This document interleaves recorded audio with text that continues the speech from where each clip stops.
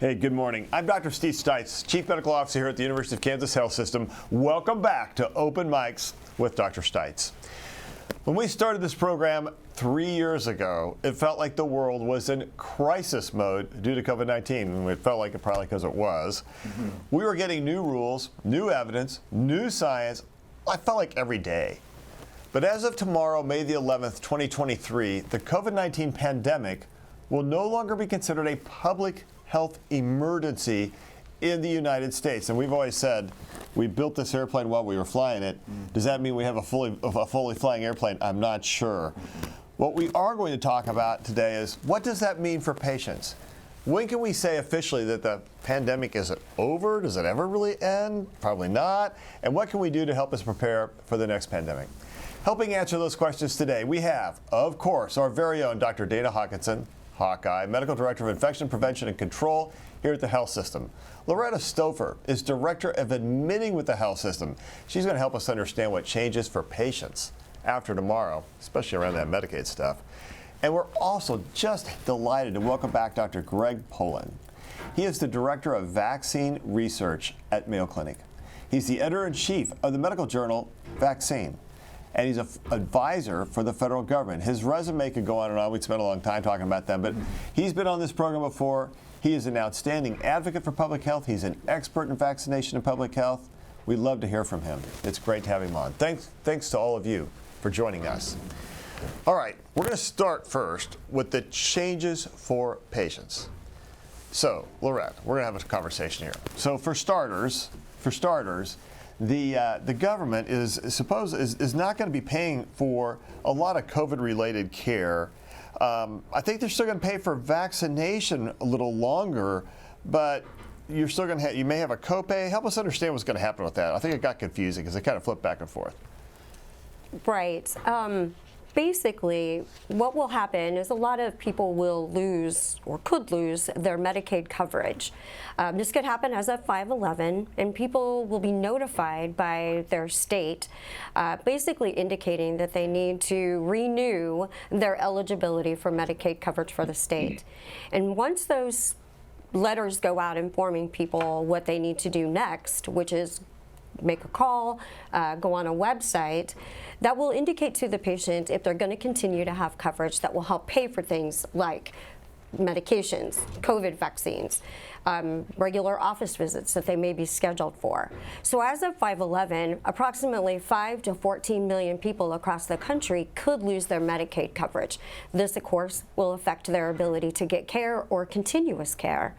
In Missouri, it's more like 500,000, and in Kansas, upwards of 300,000 people could lose their Medicaid coverage. There's things that people can do to ensure that coverage is continuous and ongoing. Some of those things include visiting their payers' portals or websites, contacting member services on the back of their card, or reaching out to the health system for help. Dr. Stites, from a copay and pharmacy question, does that answer that question? I think you did a great job, Loretta. Thank you. And I think, at first the government said that was going to end, that you were not going to be able to get vaccination for free or testing for free. As it turns out, that has been extended, I think, through 2024. Correct. But the Medicaid changes were not extended. And what has happened is, Medicaid actually expanded a little bit for this, mostly because as patients got on Medicaid, nobody went off Medicaid, Absolutely. Even if they were working. So the people who may be working, maybe they have 2 or 3 jobs, they don't have health insurance. If they'd been on Medicaid, they got to stay on it. But now you have to resubmit for eligibility, as I understand. That's right. For 3 consecutive years, everyone was on continuous eligibility. Monthly renewals were not needed. Both Missouri and Kansas both expanded Medicaid so that people made sure that they had access to their care and coverage for COVID-related illnesses and admissions. That is ending, and now that monthly renewal for your Medicaid benefits is beginning again. So everybody has to go out and make sure that they've updated their contact information so the state can reach them, and then go online and make those eligibility changes so that they don't have an interruption in their coverage. And so, folks, if you're listening to this, please do that. Don't lose your insurance unnecessarily. And if you're going to lose your insurance, you're going to have to plan ahead. And unfortunately, those plans are expensive. Even if you go out and enroll on healthcare.gov, the challenge is going to be that it's not there's still a significant copay. There may be some help with that copay, but you better to have that than, I think, if you can afford it, than not have health insurance. The challenge is, though, that there is an income gap in this country, and there's a gap between who can afford health insurance and who has health insurance. Okay, we're going to shift gears then and make sure that if you do have questions, you can go visit a website that has more answers than we've just been able to have time to go through here at kansashealthsystem.com/PHE. So keep that info and keep that up on the screen a little bit. But yeah, make sure you're prepared. Don't get caught unaware. Hey, so the emergency maybe is ending, and on our peak COVID count was 250 at one point, and a few days ago we were around 28. But I'm not sure the pandemic is truly over. Dr. Greg Poland is here to help us talk about that today. Can we start saying endemic now instead of pandemic? And what does that even mean? Yeah, this is a really difficult nosology, right? Because we talk about an epidemic as being something that affects people in a population, and an endemic as disease that occurs within a particular country or a particular people group, whereas a pandemic is an epidemic that occurs over multiple countries. So where are we? We might call it endemic only because we're willing to accept this number of deaths. It's the lowest that it's been. About 1,000 people a week are dying of COVID and continue to die of COVID. But as you've seen, America pretty much has accepted that sort of morbidity. And so we can, in a sense, say, well, it's become endemic, and this is the way it's going to be. Yeah, your point is a great one. We have accepted the morbidity associated with COVID because the lifestyle changes we have to make to avoid it are too difficult. And or people just don't want to do them over a long period of time. And and I think we have better therapies. Vaccination has helped a lot. There's a lot of natural immunity out there, but it came, I think, Dr. Poland, at a really high cost, especially those who didn't get vaccinated. Oh, so true. I mean, as a general statement, if you have normal underlying immune system, there's no reason that you would die of COVID as long as you get vaccines, and if you're high risk and got infected, treated with antivirals. And therein is the dilemma. How do you convince people, even in the face of 1 out of every 282 Americans now dead of COVID, and yet there are people who don't believe that COVID is real or that vaccines are necessary? And we've proven ourselves sort of incapable of getting that message through to people, of educating people so that they can be more discerning and understand healthcare communications. And so it's been a disastrous thing in many ways, and has caused a lot of burnout and distress among nurses, doctors, pharmacists, other healthcare providers. Yeah, we can in the healthcare world try to put on our blinders and act like we don't hear all the hubbub about us. But the truth is that there was a great deal of disinformation, and you'd walk in the hospital every day and see 200 patients with COVID. And you're like, what does it take for people to believe us when we know it and we see it and we feel and see those deaths every day? What's the outlook for the next generation of COVID vaccination like? I mean, we've been so darn effective now. I don't even know how it can get better, but I know you've been at work on it. Well, I think you're right, Stephen, that the vaccines that we have are excellent vaccines. I think what we'll see in the next coming generation of vaccines are several different factors. One is hopefully improved durability of protection.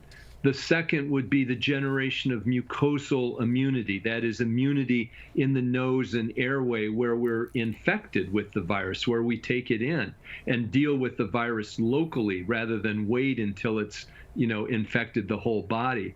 And the third thing would be vaccines that are protective against a wide variety of variants. In other words, pan-corona or sarbecovirus vaccines. those are being worked on. There's already been movement toward a nasal spray vaccine, an inhaled vaccine, an oral tablet vaccine, and even transdermal delivery, that is a patch that one could apply. So lots of good work going on at the same time that mRNA vaccine technology is being applied to other vaccines. The difficulty will be, unlike Operation Warp Speed, where I've forgotten how many billions went into that, the president has asked for $5 billion, I think it is, for the next gen vaccine program, which is not, as you I'm sure realize, nowhere near enough to advance these products rapidly. And the unfortunate thing is, at least my belief is, if you didn't have to get a frequent booster, if you didn't have the reactogenicity, the side effect profile associated with mRNA vaccines, we might do much better in getting people protected. Yeah, I believe that, and although they're not really any worse than the shingles vaccines. I mean, having had my shingles vaccine, I'm like, COVID thing's kind of a breeze. Yeah, in comparison with that. Shingles vaccine knocked me down too. So as I look out there, you hear these forecasts about could there be another really terrible COVID wave? I mean, we're really just one mutation away from having this thing come back and really be difficult again. It's interesting, Stephen Hawk, when you look at this, people who do evolutionary biology have looked at the receptor binding domain of the virus on the spike protein. And there are about an additional 2,000 mutations that could occur and still lead to a fit virus. So the answer to the question is, are we going to continue to see mini or even large waves of new variant infections over time? The answer is absolutely. There's every reason to believe that will happen. And one of the things that I worry about is that people misunderstand when you declare an end to the public health emergency. That doesn't mean an end for all time. It means an end for right now.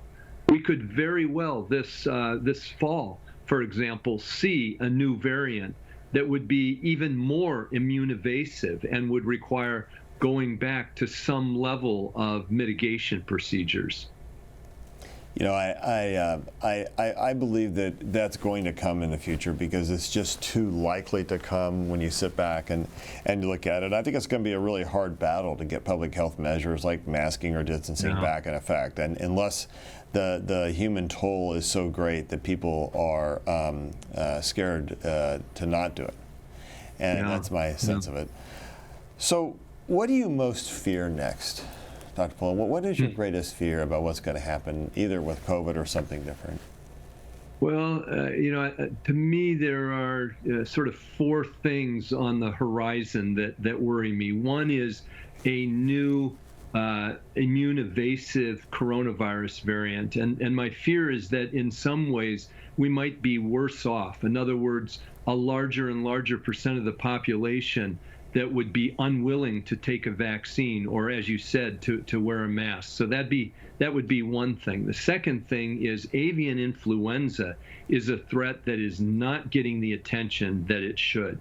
We have an unprecedented outbreak of H5N1 influenza among wild birds, poultry, and a whole variety of mammalian species on every continent except Antarctica and Australia. Now, that virus currently doesn't spread very well to humans, but as you know, that could change inside of a few days or a week. I think another thing that worries me is we're beginning to see a new uptick in monkeypox cases. This is very early data, so I don't want to overplay this, but 6 of 8 cases that were recently reported from Chicago were people that had been fully immunized against monkeypox. So that concerns me. And the last one, which all three of us are acutely aware of every day, is the increasing concerns over antimicrobial resistance. which again is something kind of happening right below the awareness of the public, and certainly has not gotten the research that it deserves and the funding it deserves. So all of this combines into asking the question, when another infectious disease public health threat occurs, are we prepared? And in many ways, I would say, no, we're not prepared. And in some ways, we may be less well prepared, just out of fatigue and denialism and what's called belief-dependent realism than ever before. And so, one of the things I think we need is a massive public health education program that needs to start in grade schools so that people understand the scientific method and why recommendations are made. And then, of course, we need research money to do this kind of work, and we need public health leaders that are credible and honest and transparent. Yeah, I think that was brilliantly said and beautifully said, and I'm with you. I am concerned because what we're really doing right now is cutting back on public health funding. People are just tired of having to hear about it, tired of having to do it. I think the fatigue is what could get us all. Hawk, I'm a little nervous about next fall. I'm a little nervous about that fatigue and what that would mean from patients and whether they'll react well enough until it's too late. Yeah, I mean, I think, again, what we have said is, this disease now, SARS-CoV-2, COVID-19, is really kind of focused down into certain populations that are most at risk. And I think we need to understand that, focus on those populations, but everybody else as well. We know that vaccines and recurrent infections help build that immunity. Hopefully there won't be a new outbreak or a new surge, but we know that is always possible. There was a recent article about several experts who were asked by the White House, and it's anywhere from a 20 to 30% chance that there will be a new surge. Hopefully there won't be any new fundamental changes in that virus. We know, just as Dr. Poland had talked about, that immune evasion by that spike protein if there are mutations there. But there are other areas within the virus that we still have very good immunity to. Hopefully those continue to be maintained as well. And like we said, there's not a fundamental change in the pathogenicity, the virulence of that virus causing more severe disease. But we still have those vaccines, and I think the key point here is continue to endorse vaccines, continue to gain the public health, the public trust in those vaccines, because we know vaccination is safe and it is vitally important to help reduce the risk of that hospitalization and severe disease. If you had said to us 4 years ago and said, hey, we're going to have a new disease that's going to come out, and in the low season you'll have 30 patients in your hospital with it, in the high season you'll have 100 or 200, we would all said, oh, that what? What are you talking about? And now it's like, oh, no, you see, that's what we expect to be normal. We think that's normal. It's like, oh, just a reminder, guys, it's not normal. Dr. Poland, animal to human spillover or lab leak? Now, I know there's a moral question here, but medically, does it matter? That's a very good question, and one that deserves a lot of thought, and I've given it a lot of thought. Of course, we don't have information that could definitively say it was a lab leak or it was a spillover event. I do think in many ways it does matter more than politically or diplomatically. I think it matters how these viruses are generated. If this was a lab leak, for example, that has profound implications for what kind of research gets done, how it's monitored, how we might develop and have on-the-shelf platform technologies ready to go, and also legally laws about whether biologically offensive work should be something tolerated in the world. If it was an animal spillover, and we should be doing this anyway, it implies a much greater investment into surveillance and the development of antivirals, monoclonals, et cetera, which is a topic we may cover yet today. So I think there are ways in which it matters. For the average person on the street, does it matter? No. It matters that there's a public health threat, that there are vaccines that are safe and effective, and that there are non-pharmaceutical interventions like masking and distancing and hand washing that work. Another topic in this regard is the utility of adequate ventilation systems in our increasingly indoor life where there are no windows in buildings, at least windows that open. And that's something that hospitals pay a lot of attention to, but virtually no other buildings, including our school buildings, pay much attention to those HVAC requirements. Yeah, no, I think you're right. It is fresh air is more than just feel good. It actually is good, right? Yeah. So you made mention a moment ago about some of these treatments like antivirals and monoclonals. Do you think our current treatments are good enough, and what's on the horizon? Very little on the horizon, Steve, which is something that very much concerns me. We do not have a single monoclonal antibody available at this point, either for treatment or for prevention. And, you know, for our immunocompromised patients, that is particularly a dreadful thing because they have to still live in many ways the way we all did at the beginning of the pandemic. And here we are 3.5 years into it. So we really do need a lot more research and resources devoted to developing monoclonal antibodies. There's some happening. Certainly we've seen preprint articles on these, but for the most part, it's not very lucrative for big pharma to develop them, and so they need the incentivization of research money to do so. On the antiviral scene, you know, we still have remdesivir, we have Paxlovid, we have molnupiravir, which are excellent agents. They could always be better. There is concern over the development of resistance in a few cases to Paxlovid. So again, more research, more product development is going to be important and key. Yeah, I think, and to your earlier point, the money to do some of that has been drying up, so it's going to be a little more difficult. We have to hope that this doesn't get worse. Hey, we're going to shift gears for just a moment. We'll come back to Dr. Pola in a minute as we get into some questions. Speaking of questions, if you have questions, use the link on your screen: YouTube, Facebook, Twitter, or email to the Medical News Network. So, you know, there's a lot of things that have gone on, and the public health emergency is one of the things that made telehealth much more accessible to all Americans. For example, before COVID, most insurance plans required a patient to live in a rural area to get telehealth. So if you're in an urban area, you couldn't do it. You also had to go to a healthcare clinic. So I couldn't just visit you in your home. You had to go in another physician's or some type of clinic where I could see you. But now, with the public health emergency, those rules changed, and anyone could do telehealth from wherever they were.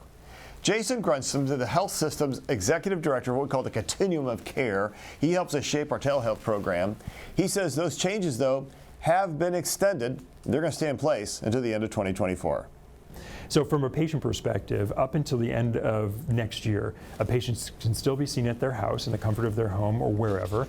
The patient doesn't have to go to a healthcare clinic or a rural place after May 11th to be seen, and the provider should be able to see them no matter where they are in the country. You know, as recently as last week, we didn't know if controlled substances like opioid painkillers or ADHD meds could continue to be prescribed via telehealth. That's something that happened within the public health emergency. It looked like it was going to end, and you'd have to go to your physician's office to do it. But the DEA has asked for more time to figure this out. It was nice to hear that our providers can still see patients virtually and prescribe controlled substances virtually without having to have an in-person encounter. And we'll learn more when the DEA finally kind of settles on what will and will not be the new rule. You know, I think that's a really big deal because for patients who live in rural areas or have a hard time with transportation, can't get to the hospital, need their medication, I think that was absolutely the right thing to do. And the more we keep telehealth easier, the easier it will be to keep people healthy. And I think that's the direction that we need to travel. Jason said that before the pandemic, the health system was doing about 100 telehealth visits every month. Now we're doing 400 to 600 telehealth visits a day. It's about 10% of our patient volume. I'm going to bet over time that's going to rise. You know, the technology around telehealth is only improving. I think we're going to end up doing a substantial portion of our visits through telehealth as the technology, our ability to do home monitoring, to listen to your lungs across the internet, things like that. I think that's going to change the face of healthcare as we know it. Hey, let's check today's COVID count. Hawk, what we got? Hi. Numbers are getting better. Again, not to where we saw in those single digits, a year and a half ago. But right now, the active cases are going down. 27 total, but 11 active, 1 in the ICU, and 0 on the ventilator. So getting better, but again, we know the virus is still circulating there. Yeah, better numbers than what we had, but the numbers we've had over the last year, if you go back to March of 2020, as of this Monday, the health system has seen 5,858 unique COVID patients, 6,591 total admissions. Some patients had to be admitted more than once. 1,450 ICU patients and 1,215 COVID deaths. Yeah. Ouch. Yeah. That's a lot of deaths. It's impactful. Okay. But COVID's not real. Yeah, maybe it is. All right, let's see what questions we have out there today. I think Alexis Del Cid is in the hot box helping us get the questions going today. We have some very good community questions that are coming in, Dr. Stites. The first one's from Ben. Ben writes, should I get a COVID test if I feel flu symptoms at this point, or should I just be treating my symptoms with regular cold and flu meds? Hawk? Yeah, I think it's vitally important to get a COVID test because, again, even if you are positive for COVID, now if you reach certain criteria, you should definitely be on Paxlovid. The earlier is better. If you are otherwise young and healthy, vaccinated, you still need to be tested so that you can remain in isolation for those 5 days and then wearing a mask for 5 days after that. Those isolation criteria have not changed. But I think it is important to get tested early, and especially if you meet criteria, get put on Paxlovid early to help reduce your risk of hospitalization and severe disease. And remember, even though the public health emergency may be going away, the rules of the pandemic and the rules of infection prevention and control still apply, right? Yeah. Because if you have COVID and you may be altogether healthy and vaccinated, but that doesn't mean you can't give it to someone else. And that someone else may be someone who is really sick or has immunosuppressant, and you may not even know it. You may be sitting next to him in a line or standing next to him in a line somewhere and give it to him because this current iteration is highly contagious. So, really the right thing to do, not only for yourself, but for everyone else around you, is to get tested. And I don't think there's a question about it. So, we have several questions about it. We just had a question about it, but the answer is there is no question about it. You should get tested. Alexis. We have several questions about vaccines as well. Susan, one of our viewers, Susan Sanders, wants to know, will older people get 3 shots in the fall? RSV, COVID booster, flu shot. Great question. Yeah. And I was going to go to RSV with Dr. Poland here in just a moment. But Dr. Poland, what do you think? What's going to be the answer for the fall? Absolutely. Those older people, defined as people at higher risk, say 60 and older, because that's the age group that was approved for the new RSV vaccine. Absolutely. If you said to me, you know what, Doc, I don't want to lose my independence. I don't want to be in the hospital. I want to see grandkids. I want to celebrate Thanksgiving and Christmas with them. By all means, get a flu vaccine. Get a vaccine against respiratory syncytial virus, RSV. And we will have a fall booster vaccine against COVID. We don't yet know what variants will compose that booster. That's a decision that will be made next month at a CDC meeting. But absolutely plan on those 3 vaccines. So, Dr. Poland, if you're in a higher risk age group, say like you're just about, I want to follow up this question, over 65, because Hawk and I debate this all the time. Are you going to be getting 2 boosters a year for COVID or just 1? Over 65, high risk group? Probably 1, unless new variants develop. Fair enough. And you're pretty happy with the new RSV vaccine?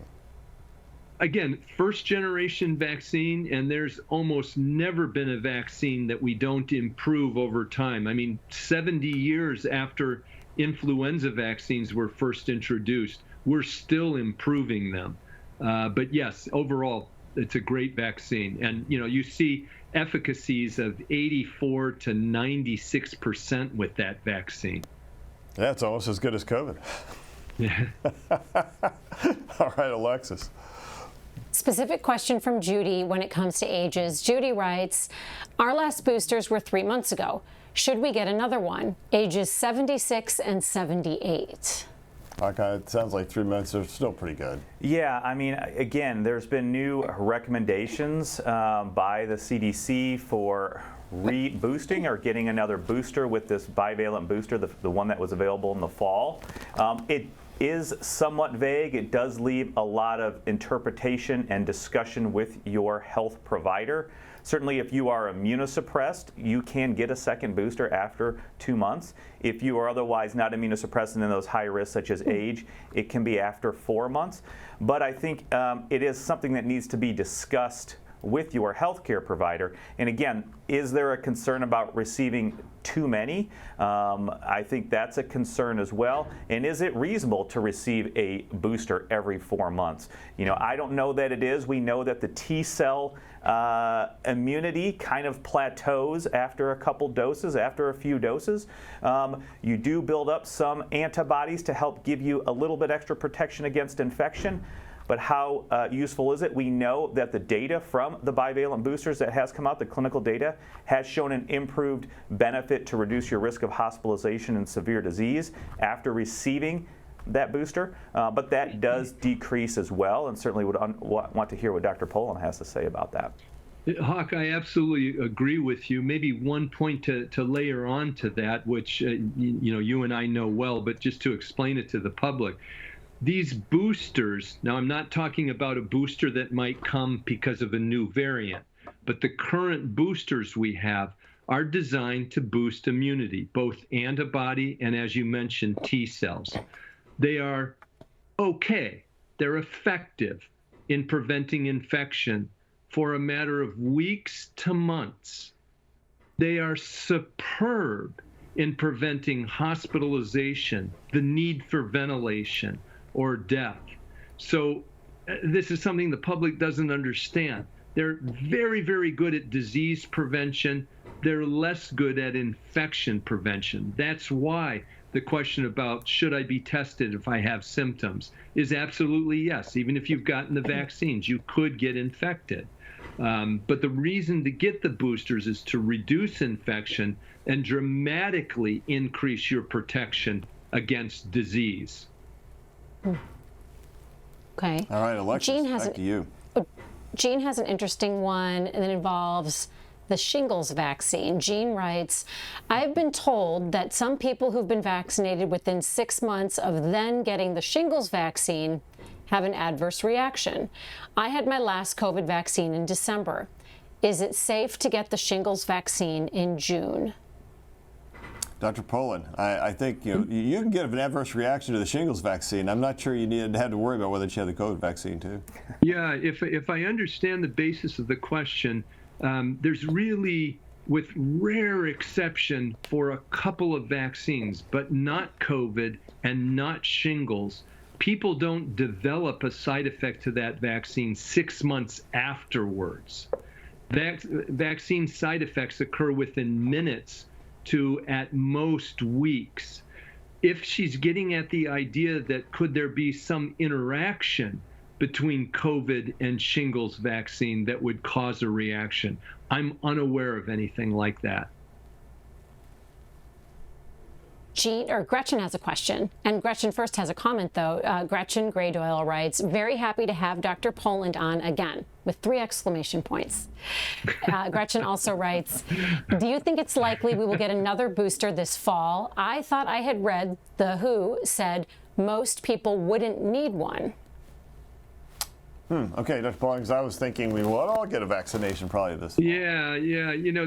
Maybe she read something about the need being lower in younger, healthy people, but this is really dependent on what kind of variant we see circulating. For example, an increasing proportion of the variants circulating in the U.S. are what are called XBB 1.16.1 and XBB 1.9. Those are the most immune evasive variants or subvariants we've seen to date.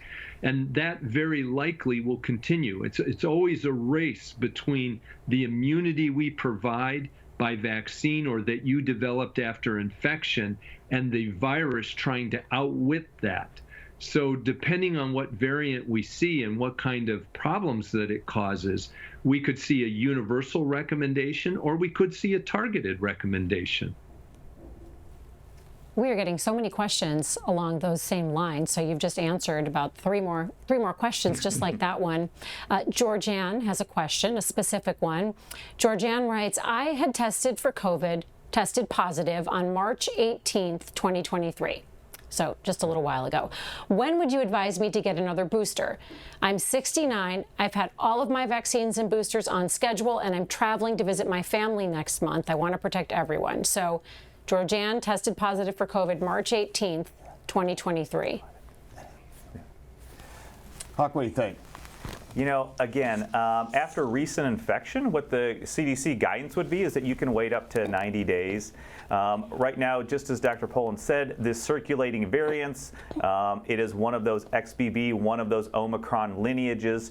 You will have a boost in your immune response. I would say at this point in the spring, where we are now, I wouldn't advise the need to get a booster, probably until there's a new announcement of a new formulation of a vaccine or a new recommendation coming in September, October. I think you have a few months to wait. I think with this natural infection, if you are concerned about travel, you are probably going to get all of the immune boost you need. Number one, to help provide a little bit of protection against infection, but also more importantly against hospitalization and severe disease. Yeah, I would agree. You know, we count an episode of infection as equivalent to a booster. Okay. Sharon has a question. Sharon writes, so people that are older should have had the 2 original vaccines for that and the boosters for that vaccine and a booster for the bivalent. Is that correct? I think Sharon just wants a recap of exactly what older people should have had by now. Kind of depends on when they got started, I think. Yeah. You know, it's Hawk was saying earlier, and I really like the way he said it, is the way that the recommendations are written now is they do, while they're confusing, I think, for the public, it does allow a greater input and discussion between patient and physician because there's so many nuances here. You know, what kind of comorbidities or other diseases do they have? What is, you know, kind of a new word we use? What is their immunobiography? In other words, how many doses of vaccine? Which kind of vaccine? When? Did they get known infection? And when did that occur? All of those play into a decision like this. But, you know, what could have happened, assuming that they're not immunocompromised, assuming that they didn't get infected, is that they would have gotten the 2 primary vaccine doses and then up to 2 monovalent boosters and a bivalent booster. So it gets very complicated very quickly depending on the particulars of the patient that you're talking with and trying to come up with recommendations for. And Dr. Poland, as you think about it, as you look real quick here, sorry, just Alexis, the one of the questions that has come up too is that we've changed now the initial vaccination series. Talk to us a little bit about that change. You know, this is where it gets very confusing, particularly in the pediatric aspects. Now, I'm not a pediatrician, so I'm not even going to go there, but it's different for younger people.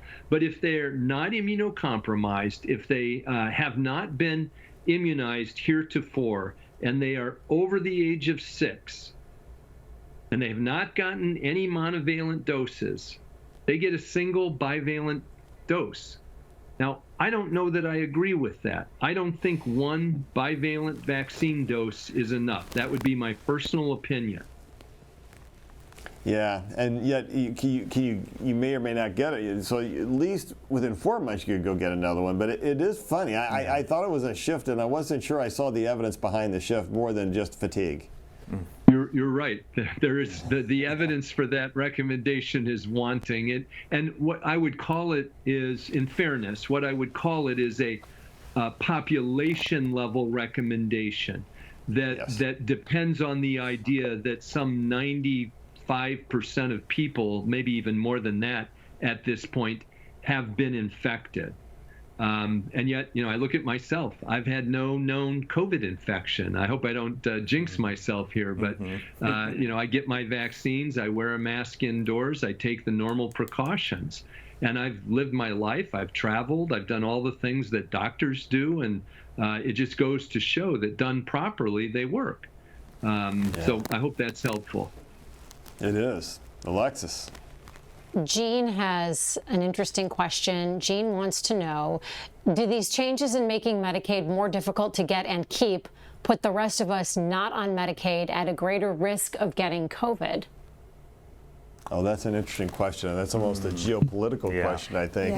Yeah. I think the answer to that is hard to piece out because, Laura, you said, what was the number of people nationwide between 5 to 15 million possibly could lose Medicaid coverage. Yeah, and so does that mean they're more likely to transmit COVID? I don't know that I would draw that association, really.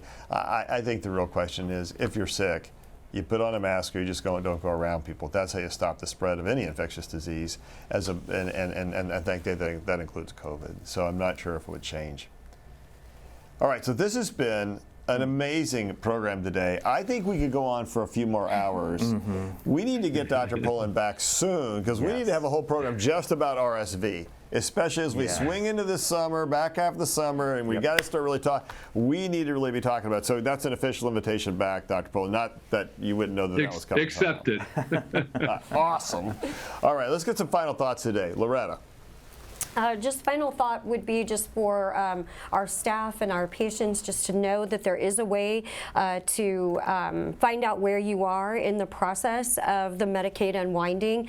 Use our kansashealthsystem.com/PHE to get tons of information and Q&A, as well as calling the number on the back of your membership card and visiting your state's local portals and websites for where you are in the process and what to do next.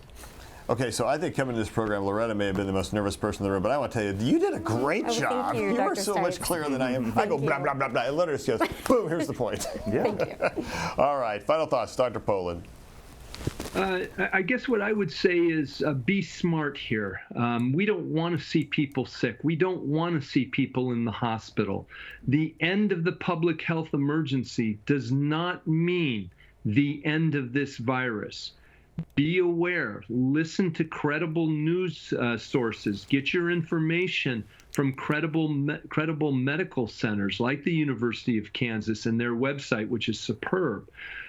We are almost certainly going to see recommendations for additional boosters this fall and recommendations perhaps for going back to masking if we see a new variant. So don't be surprised if something like that happens. Rather, let's be smart and we'll ride those waves, taking the appropriate measures to preserve our health. I love it. All right, Hawk. Yeah, just a couple nuggets that Dr. Poland initially had started with.